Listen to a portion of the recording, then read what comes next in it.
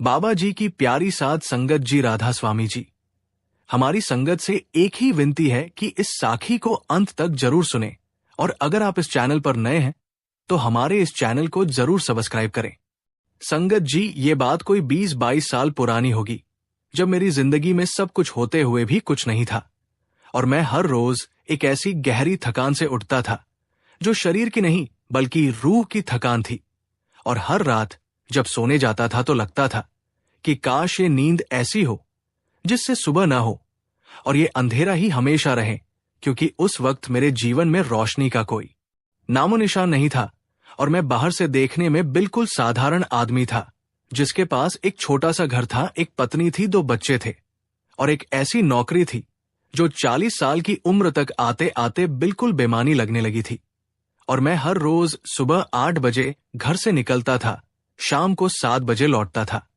और इस बीच जो कुछ भी होता था वो सिर्फ एक यांत्रिक प्रक्रिया थी, जैसे कोई मशीन चल रही हो और मैं उस मशीन का एक पुर्जा मात्र हूं। और फिर भी इस मशीन में एक खराबी थी कि वो पुर्जा बार बार सोचता था कि आखिर ये सब क्यों हो रहा है। और जब वो शाम को घर लौटता था तो बच्चों से बात करते हुए भी उनकी बातों में नहीं होता था, और पत्नी के साथ बैठते हुए भी उसके साथ नहीं होता था, और खाना खाते हुए भी खाने का स्वाद नहीं आता था, और सब कुछ होते हुए भी कुछ नहीं होता था। और ये जो खालीपन था ये मुझे अंदर ही अंदर खाए जा रहा था, और मैं किसी को बता भी नहीं पाता था, क्योंकि बताता किससे और बताता क्या कि मैं दुखी हूं, जबकि मेरे पास दुख का कोई ठोस कारण नहीं था। न मैं भूखा था, न नंगा था, न बीमार था, बस एक ऐसी बीमारी थी जिसका कोई नाम नहीं था और जिसकी कोई दवा भी नहीं थी। और उन दिनों मैं अक्सर सोचता था कि काश कोई ऐसा होता जो मुझे बता पाता कि ये सब क्या है और क्यों है और इससे बाहर निकलने का रास्ता क्या है। और फिर एक दिन ऐसा आया जब मैं अपने एक पुराने दोस्त से मिला जो कई सालों बाद शहर आया था, और हम बातें कर रहे थे। और उसने मुझे देखा और पूछा कि क्या बात है, तू उदास क्यों रहता है। और मैंने कहा कि मैं उदास नहीं हूं। और उसने कहा कि तेरी आंखें कह रही है कि तू उदास है, और तेरी आंखों के अंदर कुछ ऐसा है जो बहुत गहरा है। और मैं उसकी बात सुनकर चौंक गया, क्योंकि मैंने सोचा था कि मैं छुपा लेता हूं सब कुछ, लेकिन शायद आंखें कभी झूठ नहीं बोलती। और फिर उस दोस्त ने मुझसे कहा कि चल मेरे साथ एक जगह चलते हैं। और मैंने पूछा कि कहाँ, और उसने कहा कि बस चल वहां, तुझे कुछ तो सुकून मिलेगा।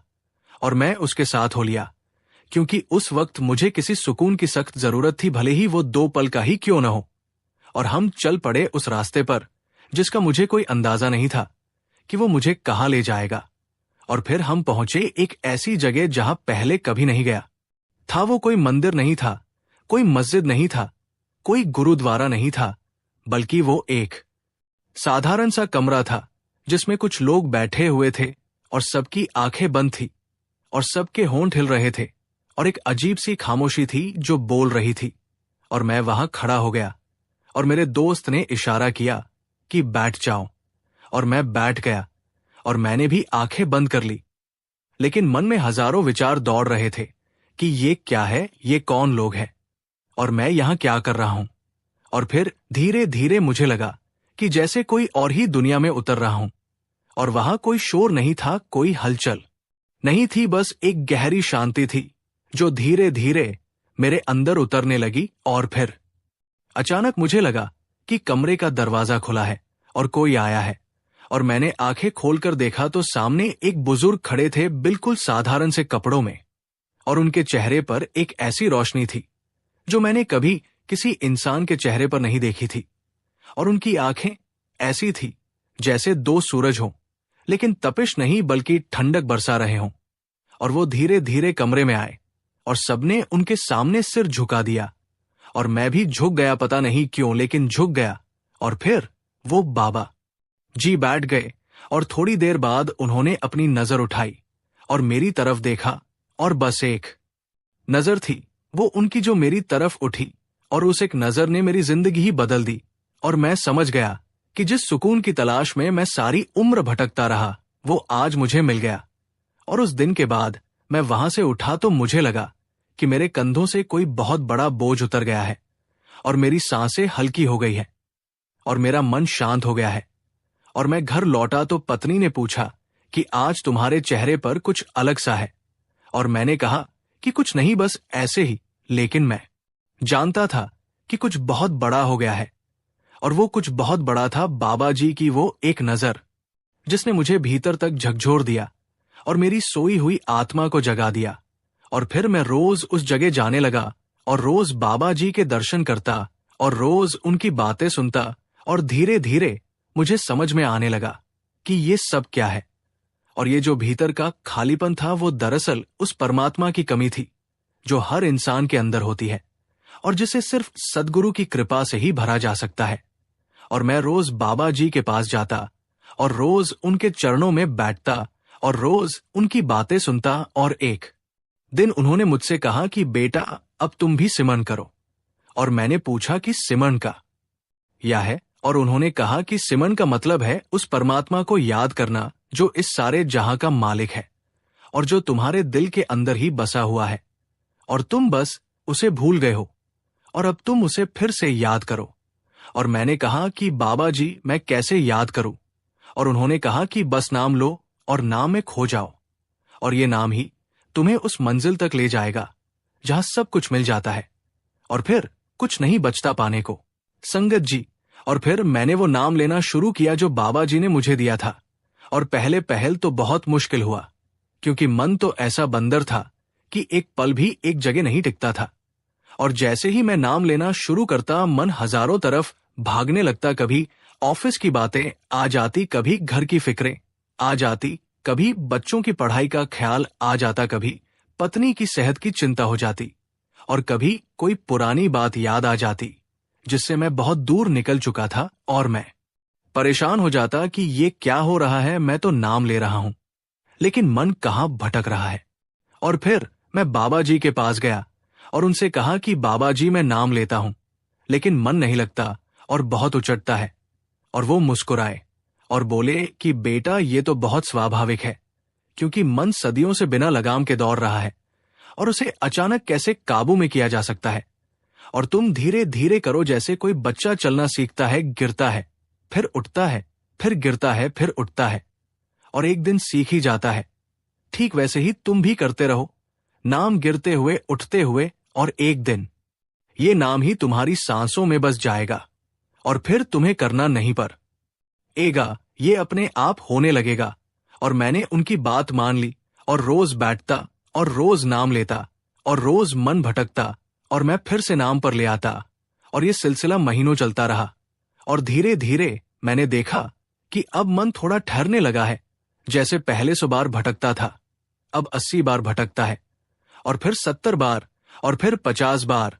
और एक दिन ऐसा आया जब मैं नाम लेते लेते उस नाम में ही खो गया और मुझे पता ही नहीं रहा कि मैं कहाँ हूं और क्या कर रहा हूं। बस एक अद्भुत सा आनंद था जो शब्दों में बयां नहीं किया जा सकता।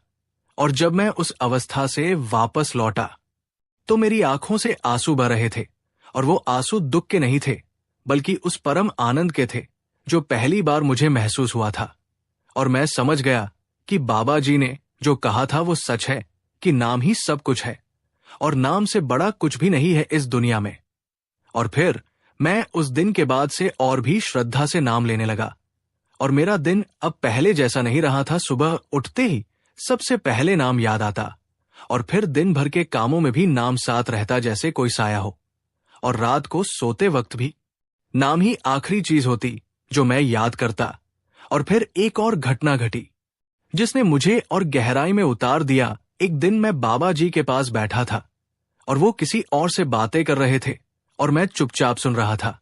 और अचानक उन्होंने मेरी तरफ देखा और कहा कि बेटा, आज तुम्हें पता चलेगा कि असली चीज क्या है। और मैं समझा नहीं कि उनका क्या मतलब है।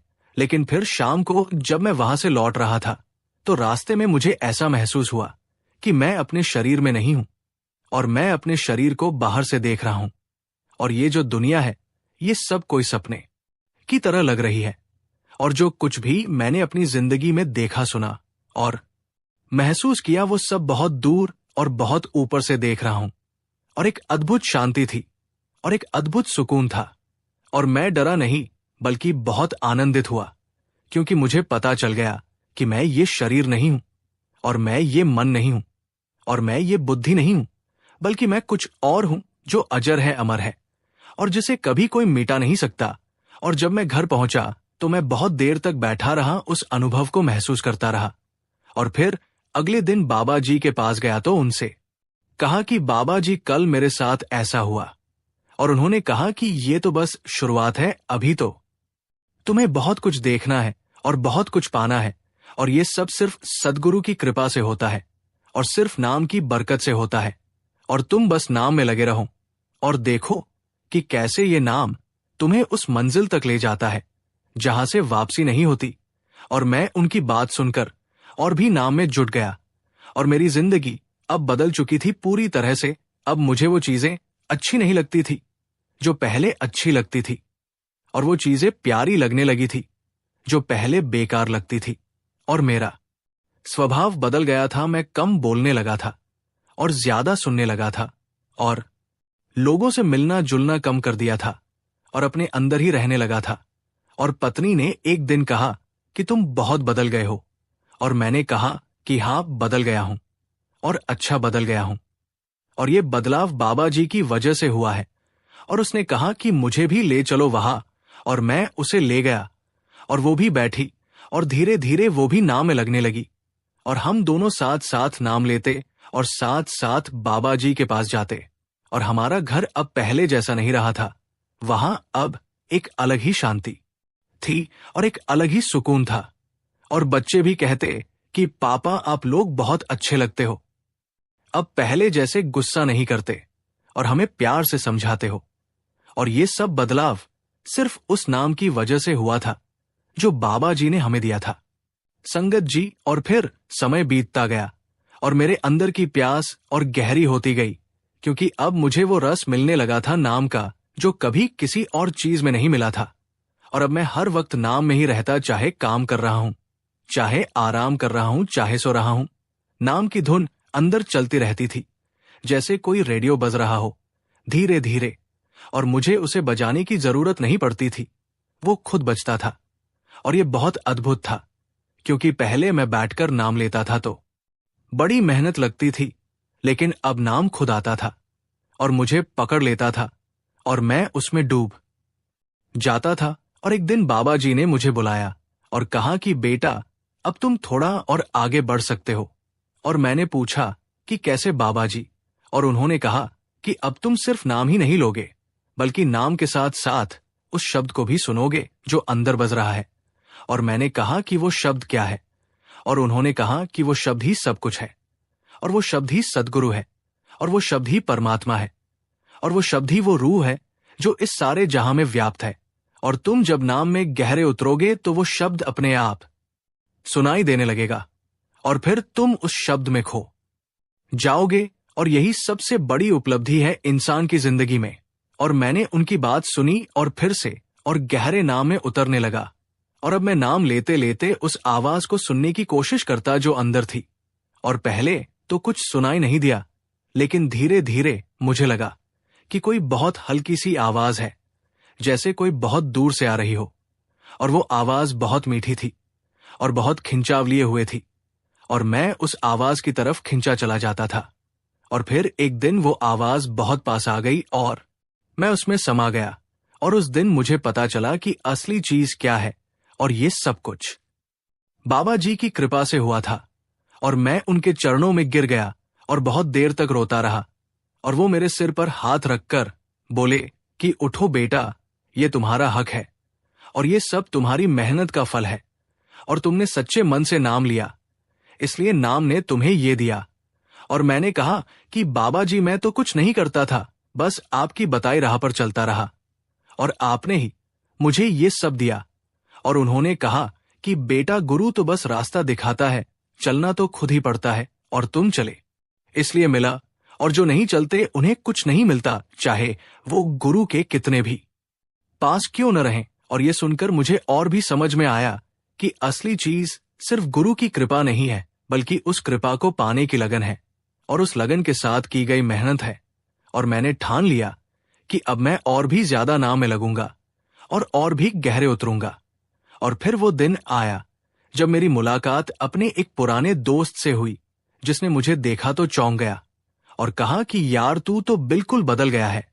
तेरे चेहरे पर एक अलग ही चमक है और तेरी आंखों में एक अलग ही रोशनी है। और मैंने कहा कि हाँ, ये सब बाबा जी की कृपा है। और उसने पूछा कि कौन है ये बाबा जी, और मैंने उनके बारे में बताया। और उसने कहा कि मुझे भी ले चलो उनके पास। और मैं उसे ले गया और वो भी बैठा और उसे भी वैसा ही अनुभव हुआ जैसा पहले मुझे हुआ था। और धीरे धीरे और भी लोग जुड़ते गए और एक छोटा सा समूह बन गया जो रोज बाबा जी के पास आता और नाम लेता और सत्संग सुनता। और मैं देखता था कि कैसे लोग बदल रहे हैं, कैसे उनके चेहरे खिल रहे हैं, कैसे उनकी आंखों में शांति आ रही है। और ये सब सिर्फ नाम की बरकत से हो रहा था। और मुझे बहुत आनंद आता था कि बाबा जी ने मुझे इस काबिल बनाया कि मैं भी लोगों तक ये बात पहुंचा सकूं और उन्हें इस राह पर ला सकूं। और एक दिन बाबा जी ने मुझसे कहा कि बेटा, अब तुम भी लोगों को समझाया करो और उन्हें नाम की महिमा बताया करो। और मैंने कहा कि बाबा जी, मैं क्या बताऊंगा, मैं तो खुद ही अभी सीख रहा हूं। और उन्होंने कहा कि जो थोड़ा भी सीखा है वो बता दो बस, और देखो कि कैसे वो थोड़ा भी किसी के बहुत काम आ जाता है। और मैंने उनकी बात मान ली और धीरे धीरे लोगों को समझाने लगा। और मुझे लगा कि जैसे उनकी बातें मेरे मुख से निकल रही है और मैं सिर्फ एक माध्यम हूं। और ये एहसास बहुत सुखद था संगत जी। और फिर एक दिन वो हुआ जिसकी मैंने कभी कल्पना भी नहीं की थी। और वो ये कि बाबा जी ने एक दिन अचानक घोषणा कर दी कि अब वो इस शरीर को छोड़ने वाले हैं। और ये सुनकर हम सब स्तब्ध रह गए और हमारी आंखों में आंसू आ गए और हम सब उनके चरणों में गिर पड़े। और हमने कहा कि बाबा जी, आप हमें छोड़कर कहाँ जाएंगे, आपके बिना हम कैसे रहेंगे। और वो मुस्कुराए और बोले कि बेटा, मैं कहीं नहीं जा रहा हूं, मैं तो हमेशा तुम्हारे साथ हूं और रहूंगा। बस ये शरीर छूटेगा, और शरीर तो मिट्टी का पुतला है जो एक दिन मिट्टी में मिल जाता है, लेकिन जो मैं हूं वो कभी नहीं मरता और वो हमेशा तुम्हारे पास है। बस तुम नाम में लगे रहो और मुझे याद करते रहो और मैं तुम्हें दिखाई देता रहूंगा। और हम उनकी बात सुनकर थोड़ा शांत हुए, लेकिन फिर भी मन में बहुत दुख था कि हम उन्हें इस रूप में नहीं देख पाएंगे। और फिर वो दिन आया जब बाबा जी ने अपना शरीर छोड़ दिया और हम सब ने उन्हें बहुत प्यार से विदा किया। और उस दिन मुझे ऐसा लगा कि जैसे मेरी जिंदगी का सबसे बड़ा सहारा छूट गया है और मैं बिल्कुल अकेला रह गया हूं। लेकिन फिर मुझे उनकी बातें याद आई कि वो हमेशा हमारे साथ है, बस हमें उन्हें महसूस करना है। और फिर मैंने और गहरे नाम में जाना शुरू किया और पाया कि सच में वो मेरे साथ है और मुझसे बातें कर रहे हैं और मुझे राह दिखा रहे हैं। और ये बहुत अद्भुत था कि शरीर के बिना भी उनका वजूद बना हुआ था और वो पहले से भी ज्यादा करीब थे। अब क्योंकि अब शरीर का कोई पर्दा नहीं था और मैं उनसे सीधे जुड़ सकता था अपनी सूरत के जरिए और अपने नाम के जरिए।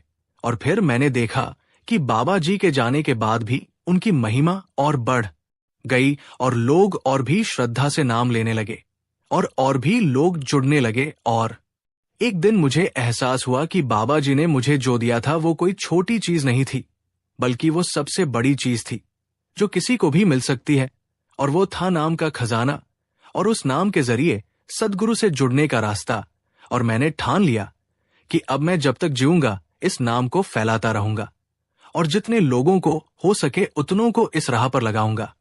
और फिर मेरी जिंदगी का हर दिन इसी काम में बीतने लगा कि सुबह उठूं, नाम लूं, फिर लोगों से मिलूं, उन्हें नाम की महिमा बताओ, उन्हें समझाओ कि कैसे ये नाम जिंदगी बदल सकता है, कैसे ये नाम हर दुख को दूर कर सकता है, कैसे ये नाम इंसान को उसकी असली पहचान दिला सकता है। और मैंने देखा कि बहुत से लोग बदले और उनकी जिंदगियां संवरी। और ये देखकर मुझे बहुत सुकून मिलता था कि बाबा जी ने जो मुझे दिया वो मैं औरों को भी दे पा रहा हूं। और यही तो असली सेवा है गुरु की, और यही तो असली भक्ति है। और एक दिन मैं नाम लेते लेते उस अवस्था में चला गया जहां मैंने बाबा जी को साक्षात देखा। और वो मुझसे बोले कि बेटा, बहुत अच्छा काम कर रहे हो और हमेशा ऐसे ही करते रहो और मैं तुमसे हमेशा खुश हूं।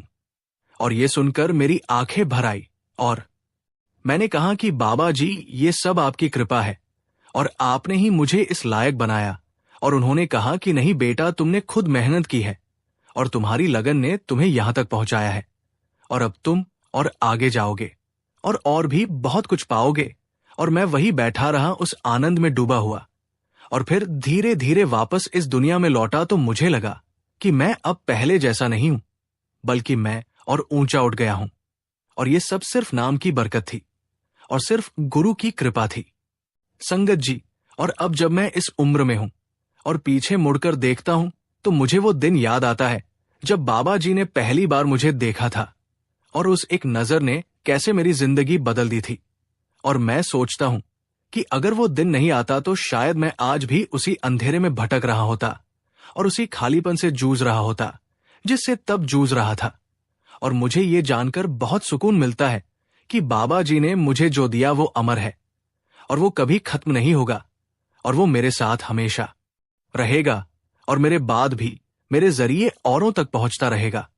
क्योंकि नाम का ये खजाना ऐसा है कि जितना बांटो उतना बढ़ता है और कभी कम नहीं होता। और मैंने अपनी जिंदगी के आखिरी पड़ाव में यही ठान लिया है कि जब तक सांस है तब तक नाम है, और जब तक नाम है तब तक बाबा जी है, और जब तक बाबा जी है तब तक मुझे किसी चीज की कमी नहीं है। और यही सबसे बड़ी दौलत है जो मैंने पाई है।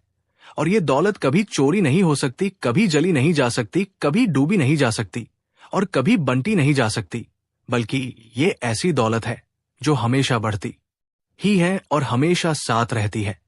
और आज मैं उन सबसे कहना चाहता हूं जो इस साखी को पढ़ रहे हैं कि अगर आपके जीवन में भी कोई खालीपन है, कोई उदासी है, कोई बेचैनी है, तो समझ लीजिए कि वो उस परमात्मा की कमी है। और उस परमात्मा को पाने का एक ही रास्ता है, और वो है सद्गुरु का रास्ता। और सद्गुरु को पाने का एक ही तरीका है, और वो है नाम। और नाम ही वो चीज है जो आपको उस मंजिल तक ले जाएगा जहां सब कुछ मिल जाता है और फिर कुछ नहीं बचता पाने को। और मैंने अपनी जिंदगी में ये देखा है कि नाम के आगे कोई ताकत नहीं है, नाम के आगे कोई दुख नहीं टिकता, नाम के आगे कोई बीमारी नहीं ठहरती, नाम के आगे कोई गम नहीं रहता। और नाम ही वो सच्चा साथी है जो इस दुनिया में भी साथ देता है और उस पार भी साथ देगा। और ये सब बाबा जी की कृपा से हुआ कि मुझे ये समझ में आया और मैं इस राह पर चल पड़ा। और आज मैं उनके चरणों में कोटि कोटि प्रणाम करता हूं कि उन्होंने मुझ जैसे नाचीज पर इतनी मेहर की और मुझे अपने नाम से जोड़ा और मेरी जिंदगी को सफल बना दिया। और मैं ये भी कहना चाहता हूं कि अगर आप सच्चे मन से चाहें तो आप भी ये पा सकते हैं, क्योंकि ये कोई ऐसी चीज नहीं है जो सिर्फ किसी खास के लिए हो, बल्कि ये हर उस इंसान के लिए है जो सच्चे दिल से चाहे और जो लगन से मेहनत करे और जो गुरु के बताए रास्ते पर चले। और मैं गवाही देता हूं कि ये रास्ता सच्चा है और ये मंजिल सच्ची है और ये नाम ही सब कुछ है। और आखिर में बस इतना ही कहूंगा कि बाबा जी की वो एक नजर मेरे लिए वरदान से कम नहीं थी, और उस एक नजर ने मुझे वो दे दिया जो दुनिया की सारी दौलत भी नहीं दे सकती थी। और आज मैं उसी नजर में खोया हुआ, उसी नाम में डूबा हुआ, अपनी जिंदगी की आखिरी सांसों को भी नाम के साथ लेना चाहता हूं। और यही प्रार्थना है कि जब आखिरी सांस आए तो बाबा जी का नाम हो, और बस नाम हो और कुछ न हो। और यही सच्ची साखी है मेरी जिंदगी की, और यही सच्चा सबूत है उनकी मेहर का, और यही सच्चा गवाह है उस नाम की महिमा का जो अनंत है और जिसका कोई अंत नहीं, और जो हर दिल में बसता है। बस उसे पहचानने की देर है, और उसे पहचाना ही सबसे बड़ा भाग्य है। और वो भाग्य मुझे बाबा जी की वजह से मिला, और मैं उनका हमेशा हमेशा शुक्रगुजार हूं और रहूंगा। संगत, अगर आपको ये साखी अच्छी लगी हो तो कमेंट बॉक्स में राधा स्वामी जी जरूर लिखें, और इस वीडियो को अपने दोस्तों और सत्संगी भाइयों के साथ जरूर शेयर करें। राधा स्वामी जी।